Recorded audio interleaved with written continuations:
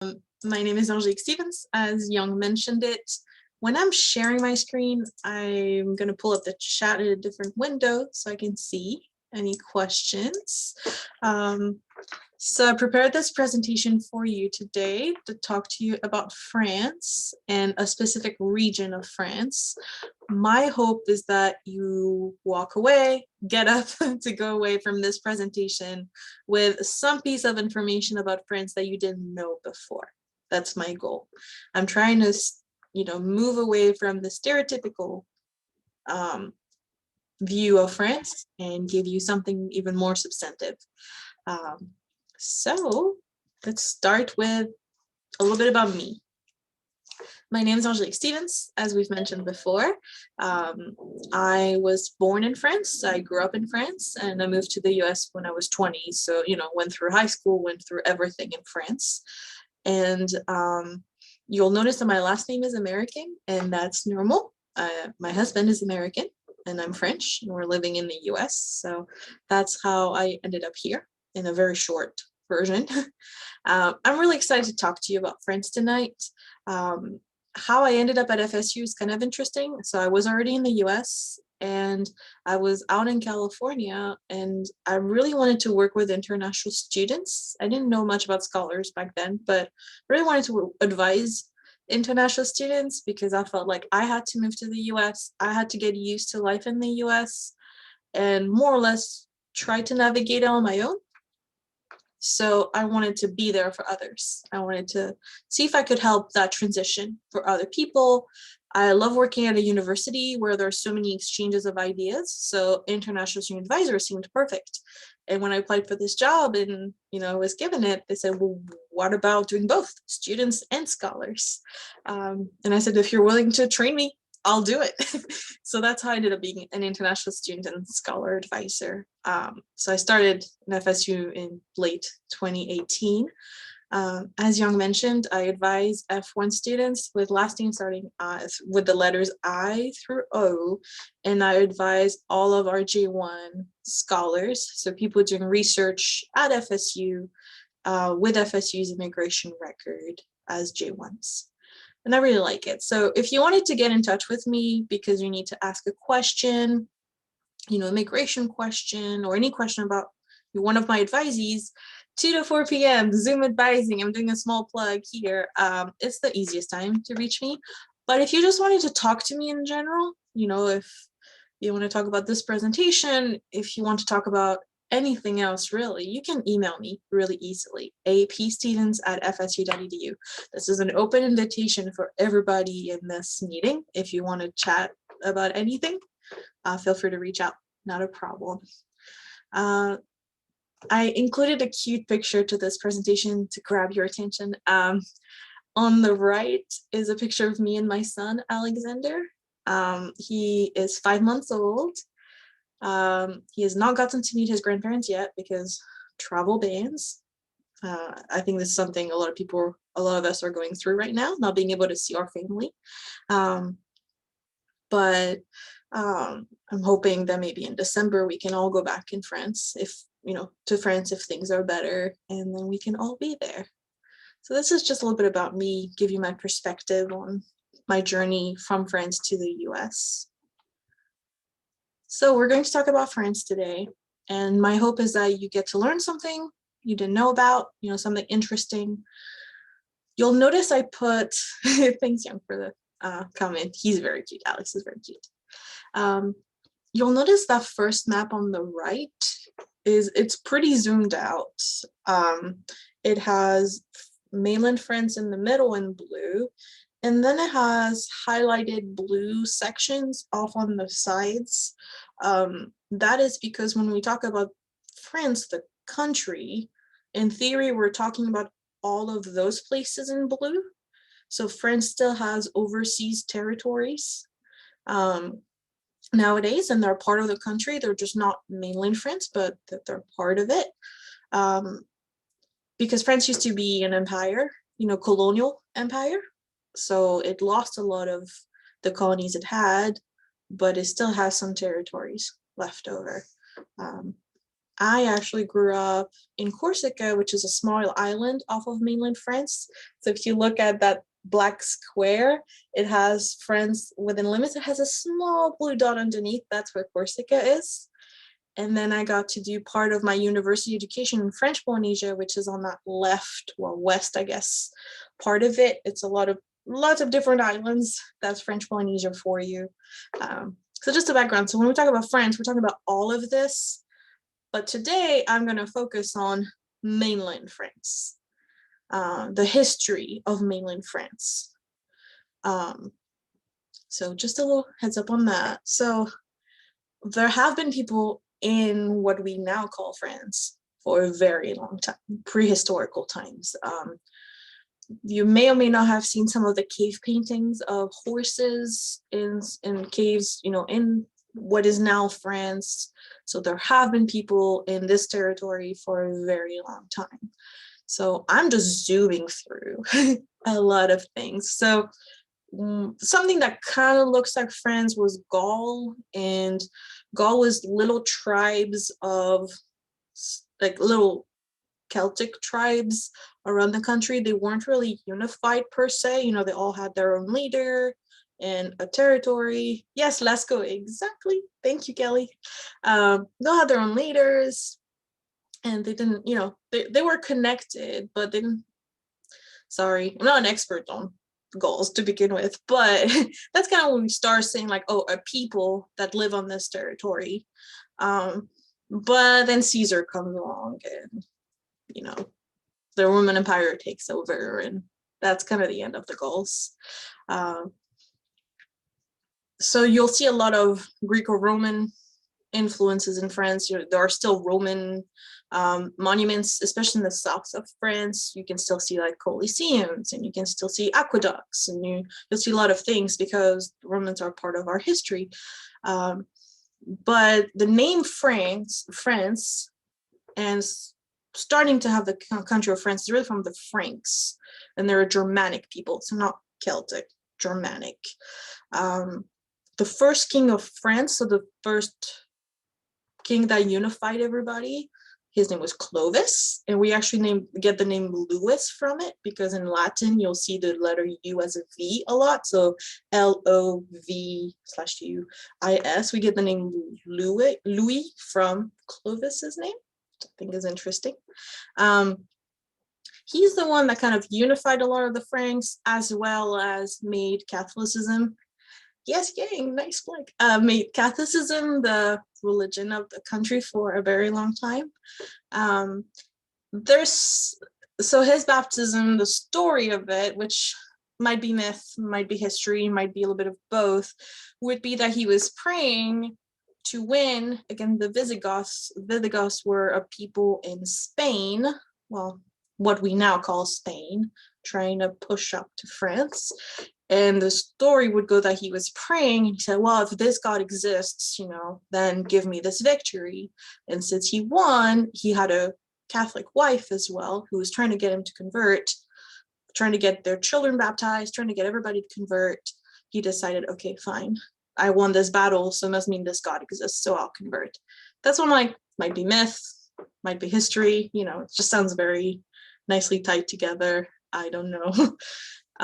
But Clovis, so 5th century, 400s, is where we would say, okay, the country started to come together.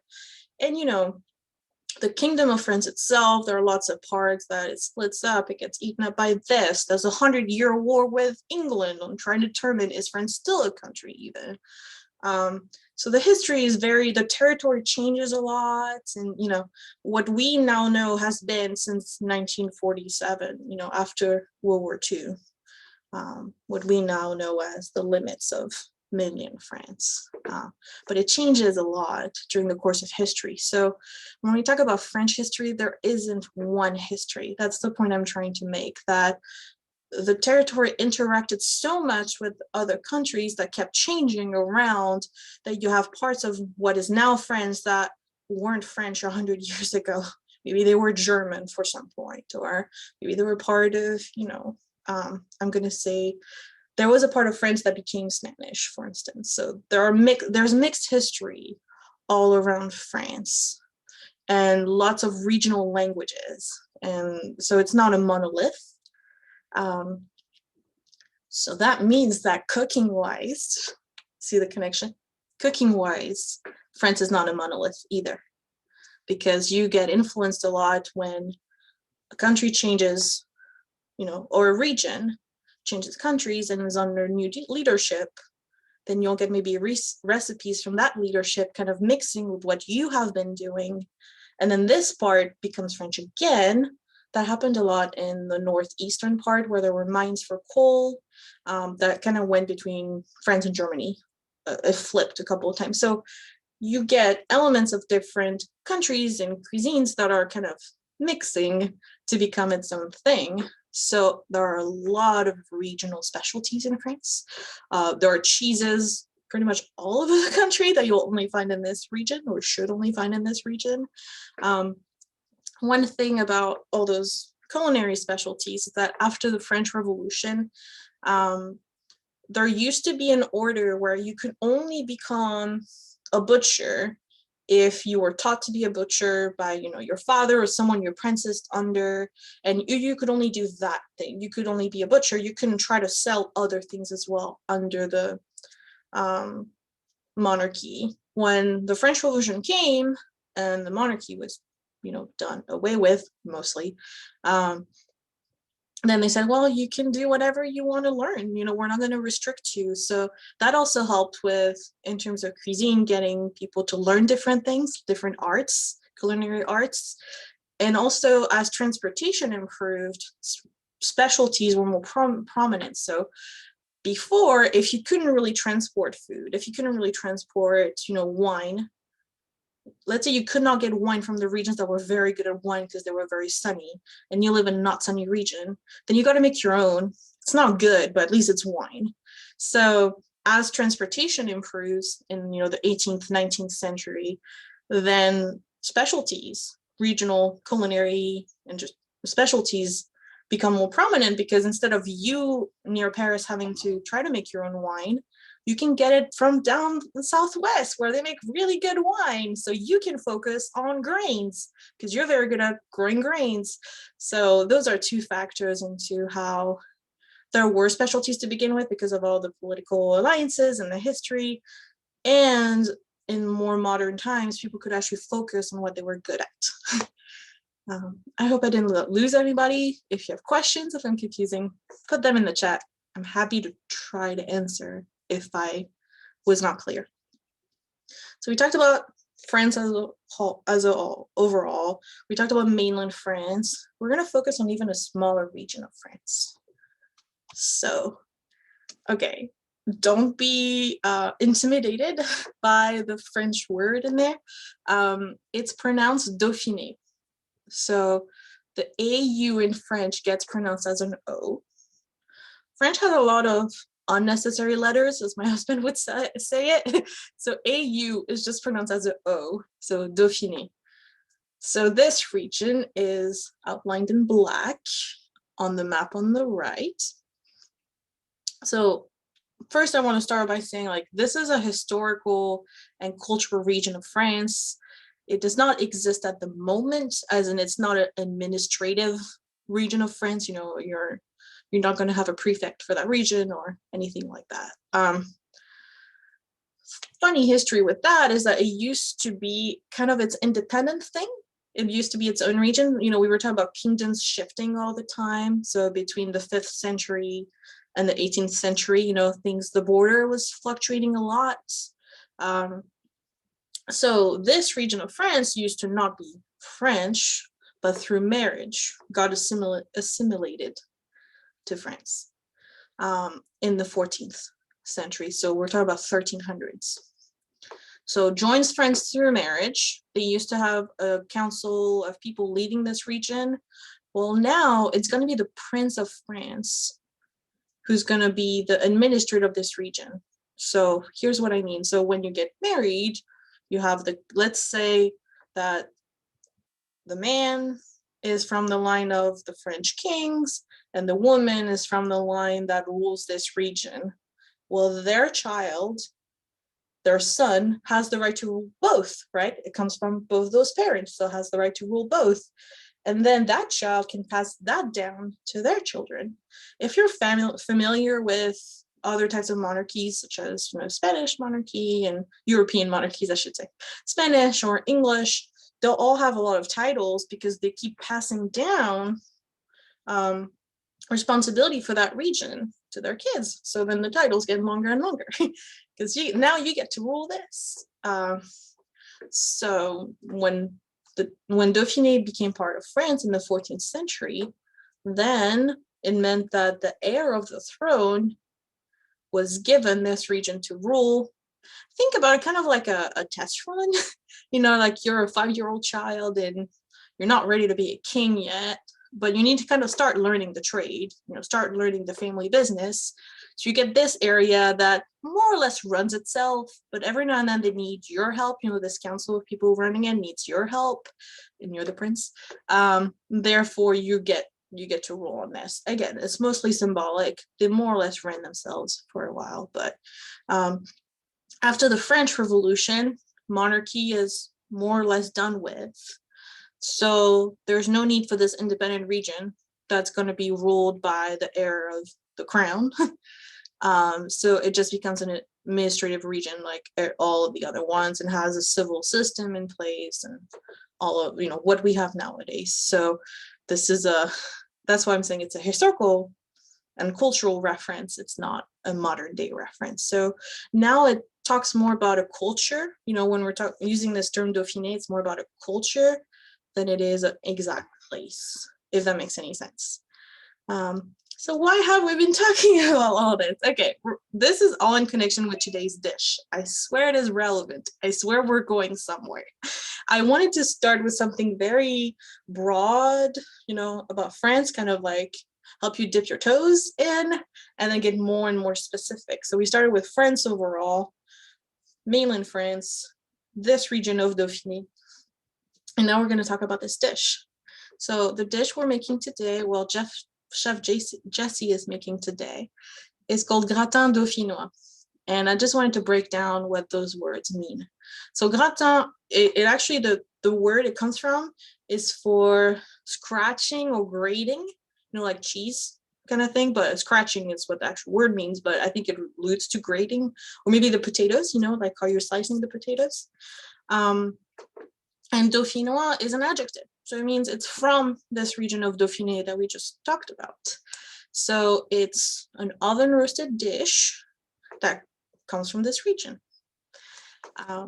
What's really interesting, when you have to present about where you're from, your home culture, I'll say, you have to do more research into it. Like I never wondered why this dish existed.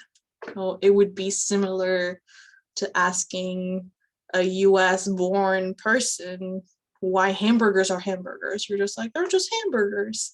So this is more regional and this is more specialized. I'm not saying that this dish is as widely, everyday kind of food as hamburgers are, but it's really good to every now and then have to talk to other people about who you are, because it makes you go deeper. So this dish, you'll notice that 1788 is just 1 year before the French Revolution in 1789. And from what I read, which again might be myth or history or a mix, was that when the council of people who used to be the administrative force behind this region met, the cook basically was making a meal for that meeting of officers, a very big deal, something very important. And this is the dish they came up with. It's potatoes with cream. I was talking with Jesse earlier, Chef Jesse earlier, that some people use eggs, some people will put cheese on it. So we have different variants because different people in different regions have tried it. I would say the traditional one doesn't have cheese, doesn't have eggs, but you know how it is when your family makes a dish, they think like this is the way to do it. So I am nobody to tell you like the right way is this. As long as it's delicious, it's the right way. So Gratin Dauphinois is a dish that my mom would make and that I grew up with. Again, it's not an everyday dish. It's a treat for sure. Because, you know, potatoes, cream, cheese, like it's not something you do every day. So she would actually usually make it. This is a side dish, you know, it's potatoes. And she would make it with duck. And duck is very popular in the southwest of France, so a different region. But it was kind of a blend because her family was from the southwest of France, but she spent the first years of her life in Grenoble, or as we would say in French, Grenoble. But if I say Grenoble, people don't usually understand what I'm saying. So Grenoble, which is in the Alps, which is in Dauphiné. The city is in Dauphiné. It's in the Alps. So when it's cold outside and it's the winter and it's dark and you just want to be home and bundled up with some nice tea, this is the kind of dish you go to. You know, it's hearty, it's warm, it makes you feel all fuzzy because, you know, the cream makes the potatoes like really buttery and nice. It's a really nice dish. So the duck is an inspiration from the southwestern French roots. And then the Gratin Dauphinois is the inspiration from where she spent the first few years of her life. So she would make this dish for us, maybe like twice, 3 times a year. And again, it's more of a treat. It's not your like everyday kind of thing. So make it a nice date night. You know, if you have someone to spend time with, make this dish.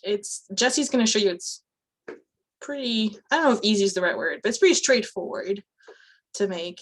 Meant as a side dish. You can add whatever meat you want.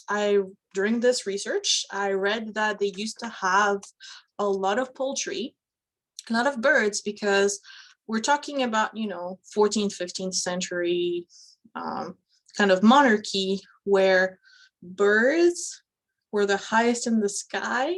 They were the closest to heaven. Therefore, they were the more noble animals to eat, which I thought was interesting. Because, you know, this is this perspective of heaven's right above earth kind of thing, and birds are the closest. And birds are created, I think the first, this is just me saying that, in the Genesis origin story. So anyway, birds were so noble that the courts wanted to eat lots of poultry, lots of birds that flew. So you can have it with duck, you can have it with goose, you can have it with anything you want, really. You don't have to stick to poultry, but it'll go really nicely. I really appreciate all of you listening to this presentation. I had a fun time telling you about France, but now we're going to get to see Chef Jessie cook. So let's go. Thank you, Angélique. And I really appreciate all the research behind the scene and for all the work you've done for us so that you can give us such information. But since Chef Jessie is waiting there, I do want a little bit information from Leanne about, we do have work exchange programs in France. If you're interested, I will text the information in the chat box. But hey, Jessie. Hi. Hey, everybody. Hi, Yang. Hi, Angélique. Thanks for that in-depth intro on the dish today. That's amazing. I definitely learned some stuff from that. And so thank you so much. I definitely did a fair amount of research on this one too. Just you don't want to mess up a French classic, you know, but there are so many variations. And so I do want to say off the bat, this is my interpretation of the dish, and it is on the fancier side. So, you know, I'll give you all some options to kind of make it a little more home style sort of presentation if that's the way you want to go. But also I wanted to make this kind of as streamlined and as easy to make at home because it is, honestly, this is the dish. Like Miranda has tried a lot of the dishes I made for coffee hour, and she said this was the best one she's had. So yeah, it's amazing. It's really delicious. And it takes a few pieces of equipment that you don't have to have, but they certainly help. And so one of them is mandolin. And so this is a Japanese mandolin, works for French food too. And I got this, I think I got it from Lynn's Asian Market, but you can get it off Amazon. It's only like 20 bucks. And it's great for all types of food prep. You can slice things really thin. You can do, you know, matchstick or julienne sliced carrots and vegetables. And so you can, you know, do a lot of salad kind of prep with it. and really lightweight. And it's just got a really sharp blade here. And then you can adjust the thickness of your slices really easily. And so this is really, kind of important for the textural component of this dish. With this, we're going to be able to slice the potatoes exactly the same. You can do this with a knife too, but you're going to have to cut the potatoes more thick, and it'll still turn out really well, but just not quite as fancy, you'll see. All right, so otherwise, I've got this down to a one-pot dish. You can do this in a skillet. With just a skillet, the skillet has to be able to go into the oven though. That's the trick. So you got to have a metal handle. You can't have any plastic parts. If you don't have a skillet like this, you could also do it in like a pie dish, or an earthenware casserole, or an enamel like cast iron, like Le Creuset, type of dish. Do you mean Le Creuset? Le Creuset, yeah, right. Yep. It's fine. Thank you. Don't worry. So yeah, my French pronunciations aren't awesome. So you told me please, to correct you. yes, I wouldn't have corrected correct you. me. Please correct. And I'll probably say it wrong still, but that does help. It does help. Okay, so ingredients wise, we've got 2 pounds of potatoes, and this is enough to serve like 4 to 6 people as a side dish. If you try to serve it to 6 people, they're going to be pretty upset that there's only such a small portion. So I'd probably really say like 4 people. And so I've got a couple different types of potatoes here. I wanted to try 2 different types to see which one I like best.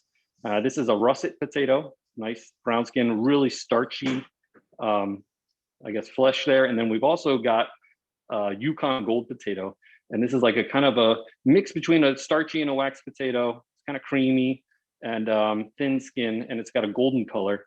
I think in France now they do, is it common to use the Charlotte potato in France? That potato on the left looks more like a potato that I've known. This is really yellow for me. The right one. Oh, sorry. Oh, okay. Well, I'm giving you directions. They're the opposite. Right. So your left, that one doesn't look very familiar. Looks very yellow, I think, but I could be wrong. Okay. Yeah, it is. It's golden. So it's a Yukon Gold. So it works well with both. I really like the russet. I think that's personally the best one. But you don't want to use a red potato. You don't want to use a new potato. Those waxy potatoes, don't try to do this with those potatoes. We're gonna have some garlic. We're just gonna use 1 clove. I've got some ground nutmeg, and then some white pepper. You could also use black pepper, salt, 3 tablespoons of butter, and then I'm gonna use 1.5 cups of cream. And then for the cheese, if you don't have to put cheese on this, but if you do want to put some cheese, you want to use an Alpine cheese. So this is a Gruyere, so it's from Switzerland, which is, this is produced pretty close to the French region where this came from here. And there's French versions of this cheese too. I think it's Beaufort. Yeah. Oh, sorry, go ahead. No, it's fine. And then I think there's a French raclette even that's, from the same area. But I don't know if I put raclette on this. It's pretty melty. But raclette and potatoes is a classic combination too. So, yes, it wouldn't be too bad to experiment. All right, so let's get into the technique here. You got your 12-inch pan I'm going to use today, and I've already pre-peeled some of these potatoes, but I'm going to go ahead and peel these. So all the potatoes need to be peeled, and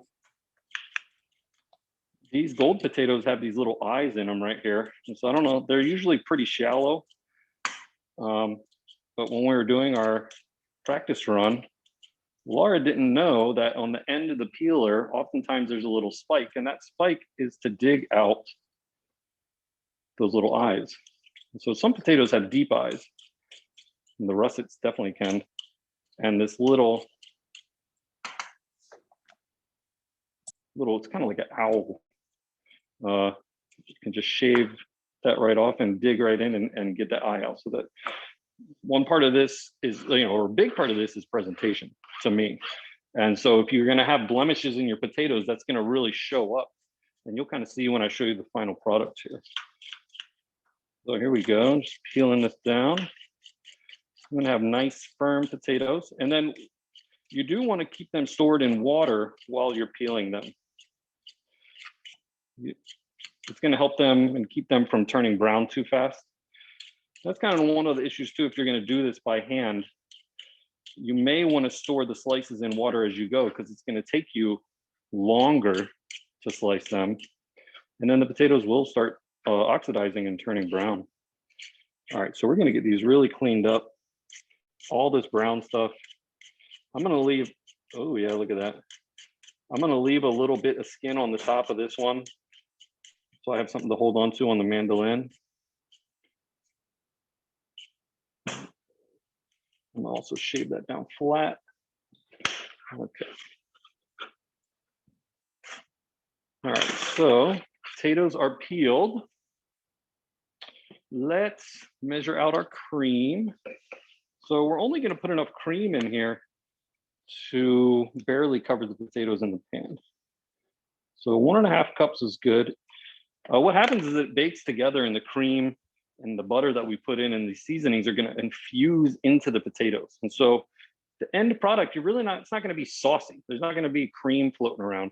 If you want a more saucy kind of experience, you can add more cream. You could do 2 cups. And there's tons of variations on the recipes. A lot of it is just, you know, what you prefer. All right, so nutmeg, super strong spice. Literally going to do a pinch here. We don't want to put a ton in. We don't want to taste nutmeg. We want this to be like a really background flavor that just kind of melds with everything. And also, same thing with the white pepper. White pepper is really strong. It's actually got kind of like a barnyard aroma to it. And so we're only going to do a little pinch of that as well.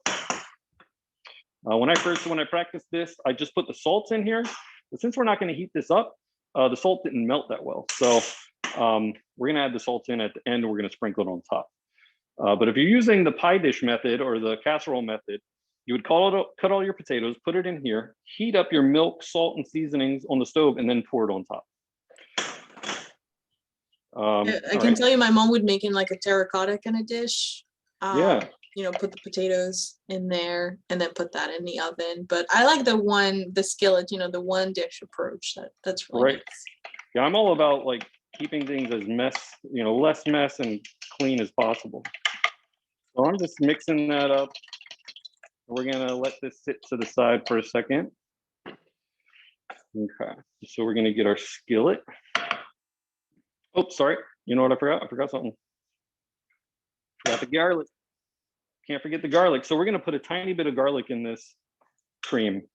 And so at home, you can just go ahead and smash it and mince it. If you're a home cook, you find yourself being into the foodie gear, you can shave the garlic with the microflame, and then it'll just melt right into the cream. We'll get no garlic chunks whatsoever. So that's what I'm going to do here, just to get that real nice garlic infusion. So I'm peeling the garlic. Do we have any French people in the audience tonight? Or anybody that's had this dish before?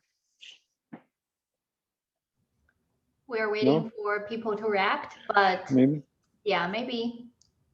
Maybe. All right, so I'm going to open this up, take out the germ, and then I will be able to microplane this. And so you'll see this is a cool device. So if you don't have one of these, you can get these at Publix even. They're like $10 or something. Shaved chocolate, shaved cheese, like Parmesan, shaved vegetables, all kinds of stuff. It's great. You can, when you shave garlic and shallots, you can put it into like vinaigrettes and it just melts right in. All right. I think I cut myself on one coffee hour with this thing. Do you remember that, Alana? Yeah. I didn't bleed too much. It was good. Did I bleed more than that? Okay. All right. So you can see that's just like garlic puree now. Just going to tap it in.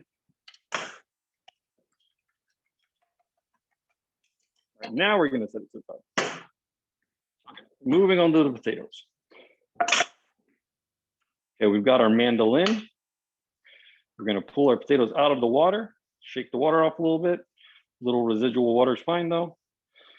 And we're going to just give it a slice. So you want your thickness of your potatoes to be like the thickness of a quarter.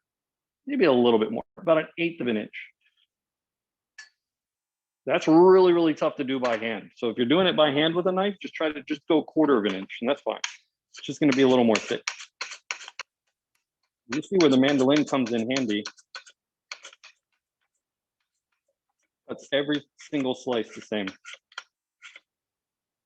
Okay. And very quickly. Cucumber salads, you know, this comes in handy for all kinds of stuff. All right, then we're going to stack all these back up. Now, so this is the fancy method. This is where I'm going with my personal kind of presentation here, where I'm looking for that really nice eye-catching presentation. You're going to stack it all together, and then we're going to push it out and fan it all out. All right. So, and we're going to try to keep it all about the same level, and then we're going to go ahead with another one.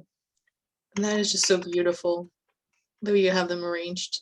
I love it. Yeah, and so I'm just going to do a single layer too. Your picture and, you know, home style, you would do like probably at least 2 layers.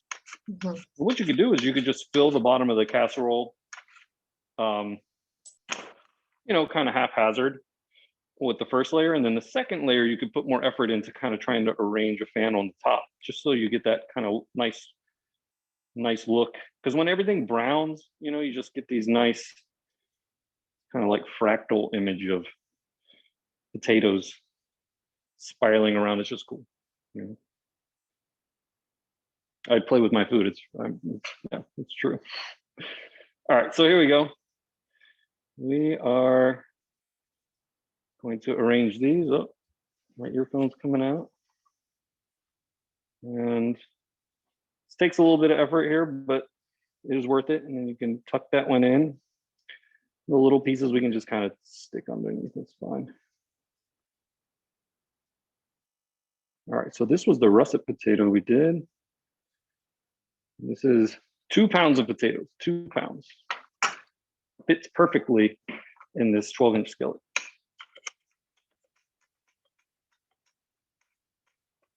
Watch my fingers, not too close. There we go. This is like a 4-inch razor blade on here, so you do have to be kind of careful. You gotta not have too many distractions around. So for my inner circles, you can change the direction. Kind of fun, gives it a bit of some eye appeal. Okay. So anybody from France out there other than Angélique? Sound like it? No, we had a couple people. One person said they had a generic potato gratin before, not this one specifically. Right. I think Kristen was talking about the mandolin because she said, Kristen said, I have one and I love it. So I think that tool is really nice. Yeah. Yeah, there are so many versions of this. This is, you know, it's like this is a fancy version of a potato gratin. But, you know, I guess maybe in English, it would be like scallop potatoes, you know. So there's, you know, this is definitely spread around and there's so many versions, but I think this is the best. All right, so we're going to continue with this. And we're going to keep it going. All right. So we just kind of press down. Where you see big gaps, you just pull them back together. And we've got one more potato we'll put in the middle here. All right. I might be able to add some more to the outside edge. Okay, here we go. All right. I'm just going to keep this here. So Jesse, is it certain, like, is it have to be very thin for each slice, or it's fine?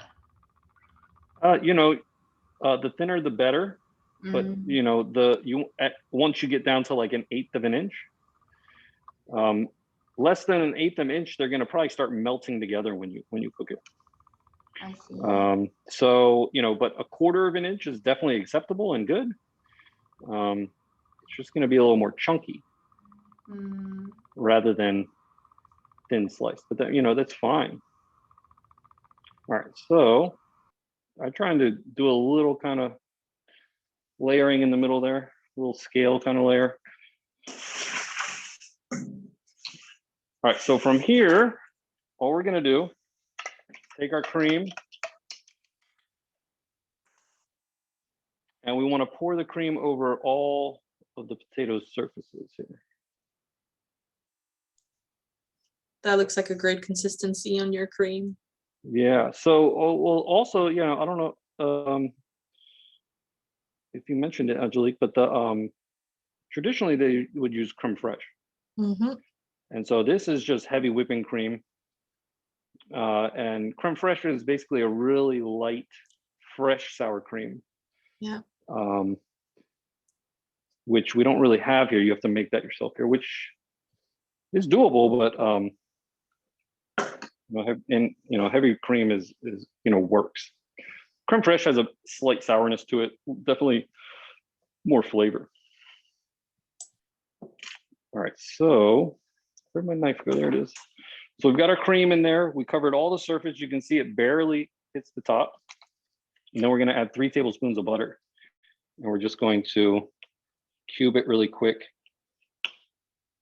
and then spread it around. I'm gonna probably put a few right in the middle here. That'll help with the browning with the potatoes that are exposed.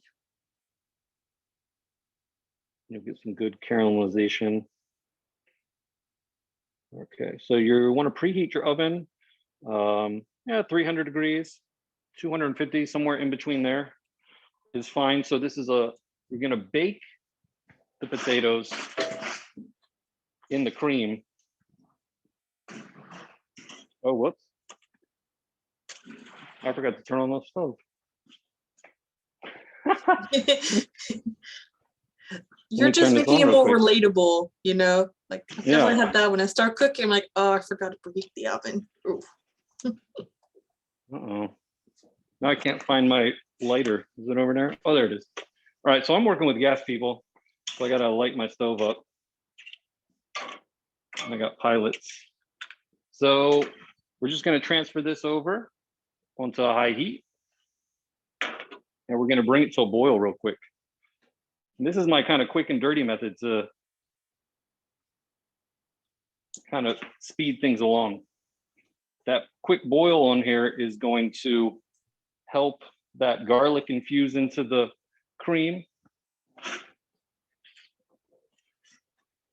And then we're gonna, once it boils, yeah, oh yeah, so bubbling on the edge there. Then we're gonna transfer it to the oven, the 300 degree, 250 degree oven, somewhere in there. It doesn't really matter so much. You just want it to go low and slow. It's gonna be uncovered. You're gonna bake it for about an hour. And so that baking part, it's not really gonna turn too brown on the top. So after it bakes for that hour, we're gonna pull it out, switch your oven up to a broil or turn it up to like 450. Put the cheese on it if you're gonna use cheese, and put it back in to brown the cheese, melt the cheese, then pull it out, let it sit for 15 minutes, kind of let everything soak back up into the potatoes, and then it's ready to serve. This is also a great dish if you have a special occasion to make the day before. If you do it in a casserole dish, particularly, it's even better because you can refrigerate this and pull it back out and reheat it, and it's amazing. It's a really good reheater. All right, there we go. All right.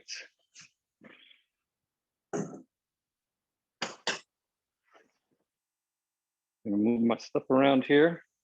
Is it bubbling in the middle? Why not? All right. So we don't need to do this long. We really just need it to bubble in the middle a little bit, and I'm good with that. You can see the butter's already melting into it. It kind of helps things get going more quickly too, because it would take a long time. It would probably take 25 minutes for it to get up to temperature if you just popped it in the oven. So this also shaves like, at least 30 minutes off the cooking time. Here we go. We got some action in the middle. Starting to bubble a little bit. Just turn this off. So a bunch of recipes online, people are trying to make this like a healthy dish. And this is just not a healthy dish. You can really try want all to you stick want. with, you really want to stick with the cream on this. You just want to stick with the butter.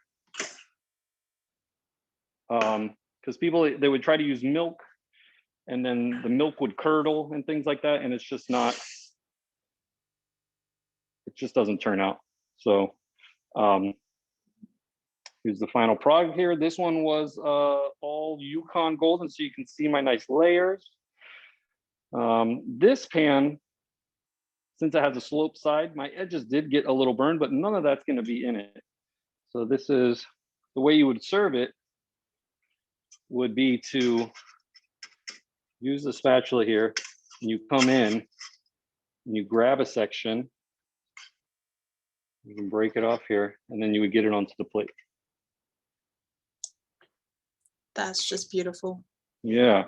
And so that's what I mean by presentation. Otherwise, I mean, you know, from a casserole, it's fine. You can scoop it out, but this, you can get nice layered effect. You have your vegetables and your, you know, your piece of meat, and it's really gonna be a nice dish for a, you know, like you said, like a date night or special dinner, that type of thing. But yeah, super delicious. The potatoes are infused with the butter and cream, and it's really, really luxurious. It's amazing. For such simple, basic ingredients, it's really unbelievable. And I hope you all give it a shot. Any questions before I go? Y'all good? All Yeah, right. it's very straightforward, and I would definitely give it a try. It's just very, very simple, and like looks so good. To be honest, I love it. Yeah, and so yeah, you can go cheese, no cheese. We had it without the cheese. It was super good too. So Yeah, but I'm either just way. out of curious, what kind of meat you will eat with it? Me, what would I eat with it? Yeah, if you're gonna choose, or Angélique. Yeah, I mean, I would probably just do like a steak with it or something. You know, rich on rich. You know, I mean, maybe some kind of roasted pork or something. Maybe. You know, Thank you definitely. so I much. think lamb is definitely a somewhat traditional. My mom loves to make it with duck, and that's also partially because then she can use the fat, the grease for other things. So I think it's an excuse just to make duck. She'll use that grease for pretty much anything and everything. Wow, that looks so good. Very, very good. It's just so magical that like potatoes can do so many good dishes. It's just simple potatoes. Yeah, But when they yeah. soak up that cream and then you bite into it, it's just great. Well, All I right, think well, thanks everyone. one person was hoping to see the mandolin and oh, sorry. Oh, the no, mandolin? that's good. Yeah, thank you so much, Here's Jessie. the box. Okay. Yeah. Japanese mandolin. I think it's like 20 bucks or something. So it's really pretty inexpensive. Cool tool. I've had this one for like 5 years too, so it lasts a long time. All right, y'all, I'll let you go. It's a beautiful night. Hope you all have a good one. Thank you so And much, we'll see Jessie. you next week. Yep. Bye. Bye, Bye. everyone.